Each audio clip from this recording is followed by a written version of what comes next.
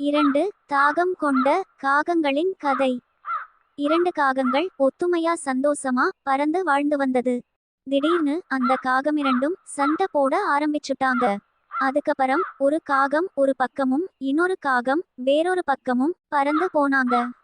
அப்போன்னு பார்த்து வெயில் காலம் ஆரம்பிச்சுடுச்சு. அடிக்கிற வெயிலால தண்ணியெல்லாம் வத்தி போயிடுச்சு. தண்ணிக்காக 2 காகமும் எல்லா பக்கமும் தேடி அலைஞ்சு திரிஞ்சாங்க. அப்போ தூரத்துல ஒரு காகம் பானைய பார்த்துச்சு. ஆசையோட அந்த காகம் தண்ணி கிடைச்சுருச்சுன்னு பானை பக்கத்துல போய் பார்த்துச்சு. ஆனா அந்த காகத்தால பானைக்குள்ள கழுத்தை நீட்டி தண்ணி குடிக்க முடியல. அதுவும் நம்மளால முடியாதுன்னு நினைச்சு தண்ணி குடிக்க முயற்சி பண்ணல. அதனால அந்த காகம் தண்ணி குடிக்காம தாகத்தால இறந்து போயிடுச்சு.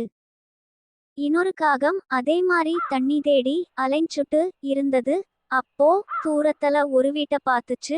அந்த வீட்டு முன்னாடி ஒரு பானைய பார்த்து அந்த பானை பக்கத்துல போய் ஆசையோட தண்ணி குடிக்கலான்னு நினைச்சுச்சு.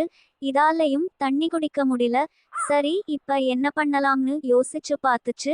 அப்போ பக்கத்துல நிறைய கூழாங்கல் இருந்ததை பார்த்து அதுக்கு ஒரு சரியான யோசனை வந்தது. பக்கத்துல இருக்கிற கூழாங்கல் எல்லாத்தையும் ஒவ்வொன்னா பானைக்குள்ள போட்டுச்சு.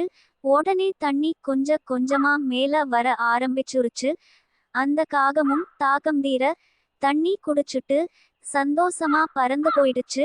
அந்த காகத்தோட சமயோஜித்த புத்தியால காகம் வயிறு நிறைய தண்ணி குடிச்சு பறந்து போயிடுச்சு. இந்த சமயோஜித்த புத்தி இல்லாததால இன்னொரு காகம் தண்ணி இல்லாம இறந்து போயிடுச்சு. அதனாலதான் சொல்றாங்க, சூழ்நிலைக்கு ஏத்த மாதிரி நம்ம அறிவை பயன்படுத்தணும். இந்த கதையோட நீதி, சமயோஜித்த புத்தி நன்மை தரும்.